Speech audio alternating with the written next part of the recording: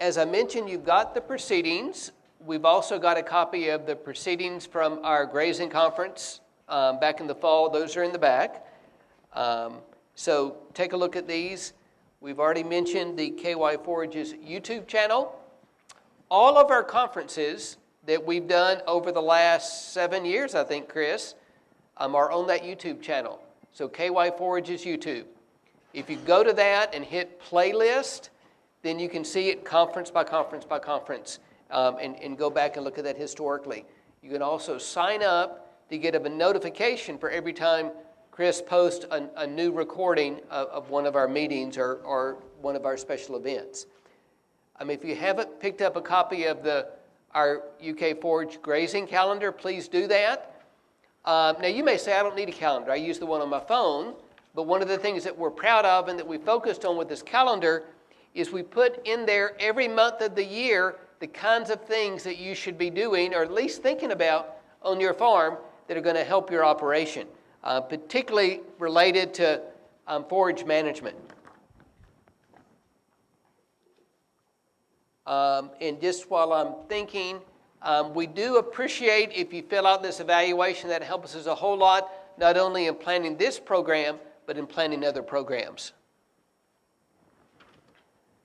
So whenever I want to go to our UK Forages webpage, I just Google KY Forages or UK Forages, and we've got resources with publications and individual videos under each of these categories. We've got our Forage News, a monthly publication that comes to you and gives you updates and research things that are happening. You can subscribe to it and get in your email. If you want to get a paper copy of it, the easiest way is to just email me. Chris, I think probably going to people here would be the easiest way to get our email address or contact information. If you go to events on that web page, it gives the upcoming events. And I put a copy with more detail of our Kentucky Alfalfa and Stored Forage Conference. So you can go to that and click on it and register or see the full details.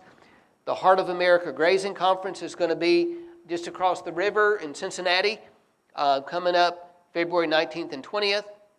We've got a Tall Fescue renovation workshop. We don't have one in Kentucky this year, focused with cattle. There's one focused for equine into January, but there's one just down in Tennessee, so that would be a workshop. Now we were talking about young people getting into agriculture or being successful in agriculture, and that's how we focus the Alfalfa and Stored Forage Conference. It's getting into the hay business. How can you make money in hay? Sometimes we talk about if you're not selling hay for enough value, you're actually losing money making hay. But there's a number of producers in Kentucky that are making money in the hay business, and we'll have some of those talk. In fact, the late morning and afternoon, we'll have people that that do a lot of marketing with hay and straw. Toward the end of the day, we'll have a number of people talk about how I got started in the hay business, the good, the bad, and the ugly. People that are successful now that started small and built their way up.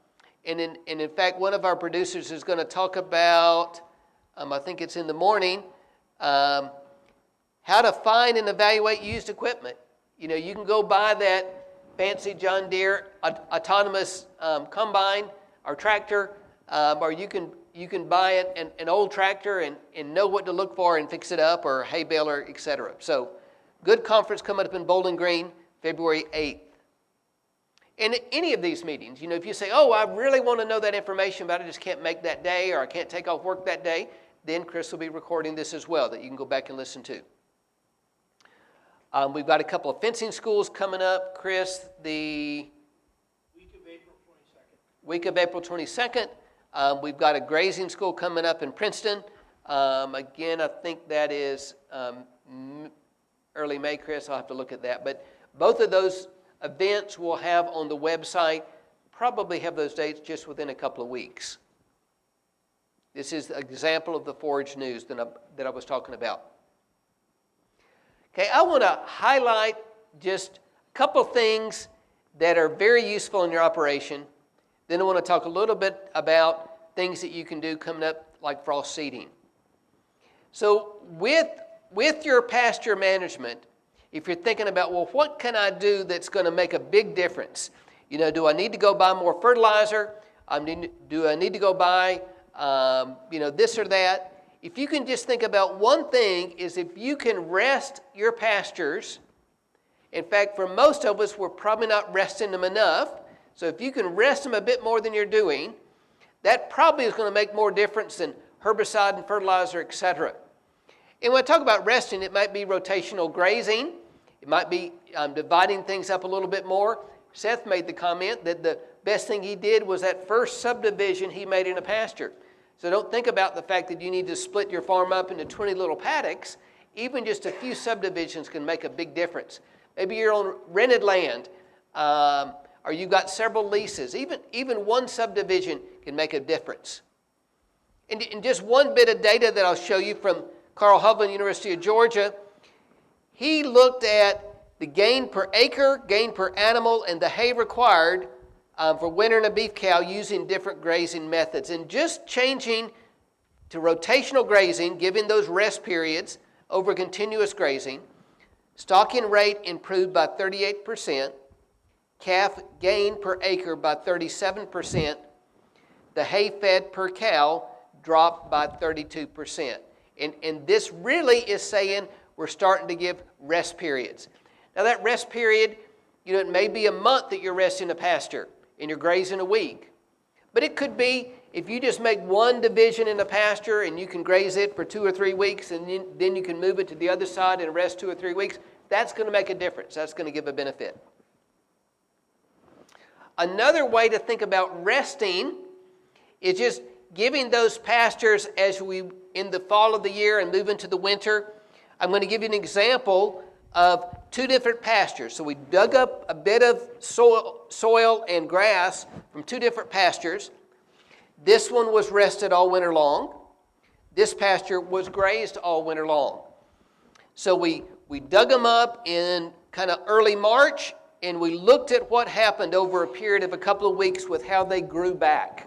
So think about this. You obviously want quick regrowth from your pastures in the spring so you can get the animals out there sooner. Okay, here's 6 days of growth. So both are coming back.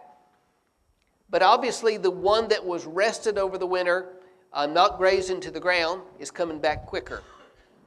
Day 15, they both have some height to it, but you've got much more forage material there from that one that was rested over winter, because it had carbohydrates stored in the base of the stems and down in the roots that was able to give a lot more growth coming back. Now let me back up here a minute. Now, if I wanted to frost seed clover in mid-February, and I'll talk about that a bit more in a minute, and I wanted to see which of these 2 pastures am I going to get my clover to establish better, it would be in that one that maybe not grazed all winter, but had been grazed down close, because the clover seed's going to hit the soil, the frost action is going to cause some heaving. We'll get a better clover establishment over here, but we're not going to get as much production. So if some of your pastures you graze down hard, you put clover into, you get that added nitrogen fixation and added quality, you've got a benefit. If other pastures you can rest, then you get that kind of growth in the spring. So resting is not only grazing and resting through the spring and summer and fall, it's also having at least some of your pastures that you've rested over winter. Now you might look at this and say, well, those horse people, they had terrible weeds. I never going to get weeds like that. But some of us, even our cattle pastors, are seeing things like buttercup and real issues with those. So I'm showing this for 2 reasons. One, Seth made the comment, he does use judicious use of herbicides. He's not saying that you should never do that. Sometimes we get our pasture land or our hay land in such, we get it into a situation by our management, or Mother Nature gets into a situation that we have some weed issues. And how do we deal with those? I mean, the best way to deal with them is if we can keep a good cover on that land, it reduces those weeds germinating. Like that rest over winter gives a thicker stand in the spring. But when we do have issues, sometimes we do have to go and try to knock those out. So go to that, UK Forage website, or actually even just Google this title, Broadleaf Weeds of Kentucky Pastures, and you've got a great publication showing weeds and then showing the products that will control those weeds on the other side. So that one that you saw in that photo, Buttercup, there's a bunch of herbicides that will control Buttercup. If you look here, a lot of them will control it, and even just 2,4-D, one of our cheapest herbicides, does a good job of controlling Buttercup, but notice when it says to spray. It says to spray in February or March. So we're looking for a few days, 2 or 3 days that are 50 degrees. It's not much below freezing or not below freezing at night. It's going to be sufficient temperatures to be able to spray. If you can knock out Buttercup when it's little, then you can do a really good job of killing it. If you wait until it has flowers on it, by the time Buttercup has flowers, it's already producing seed. So you're already kind of behind. So Buttercup's one that's pretty easy to control if you do the right timing. And then making sure that same pasture in the fall, if it's got a lot of bare ground, if you haven't been able to get regeneration through the resting, then you may have to do some overseeding of grass. You get into other things like tall ironweed or horse nettle, then you probably will have to go to some of the more longer lasting residual herbicides like Duracor or Grazing Next, but you don't need that for Buttercup. So just a reminder, judicious use of herbicides is sometimes needed, making sure you get the right timing and that you choose the right herbicide for your issue. Now, I wanted to remind you, because the time of the year and because of how cost effective it is, of the value of frost seeding clover.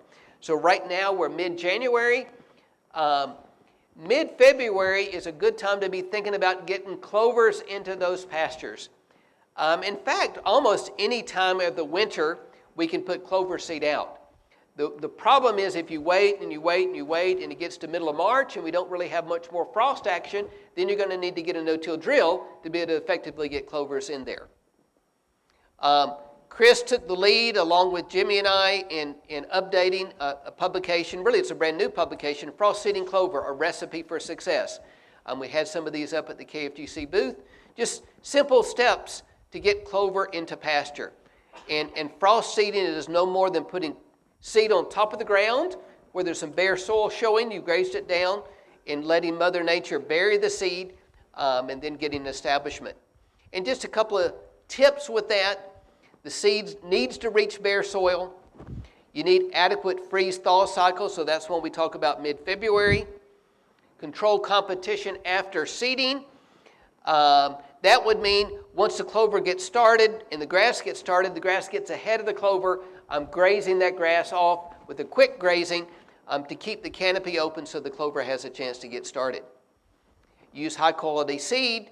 Use the correct seeding rate. Get good even seed distribution. Chris has done a fair bit of work on just simple units, simple GPS units that you can put on a tractor or four-wheel or ATV, can help with seed distribution so you're not overlapping yourself. Now, I'm not quite sure why we turned out all the lights. I don't want you guys to go to sleep, but I don't have but a few more slides. A rule of thumb we've used for years in Kentucky is 6 to 8 pounds of red clover, 1 to 2 pounds of a larger type white clover, ladino type white clover, does an excellent job in most of our pastures. As long as we've got our pH above 6, we've got just even medium phosphorus and potassium. If we've got poorer soils, we may not feel like we can afford to fertilize it to the levels that we need to get the red and white clover, red and ladino clover, that annual Lespedeza is an option.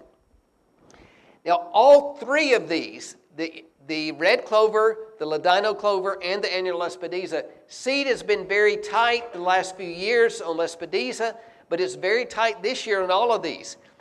The improved varieties of red and white clover are probably going to run out. Probably in mid-February, and you go to the seed store, you may not be able to buy the ones that are going to be best adapted for Kentucky. So go ahead and get those lined up now. And you may balk at the seed price. It has continued to go up. But if you want to get the free nitrogen that you get from clover, the added quality you get from clover, The benefits of red clover in alleviating fescue toxicosis. You will need to pay a price, and paying for the better varieties is going to give you better longevity. Twice the length of an improved variety of red clover typically lives twice as long.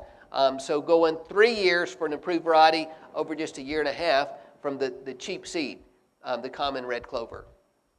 So frost seeding, as we talked about, grazing now close, I've mentioned that a couple of times. Here's a simple demo that we did in quicksand.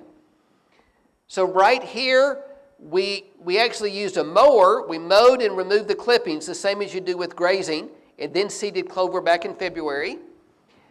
This strip right here, we just mowed it, so there was a bunch of residue on top of the surface.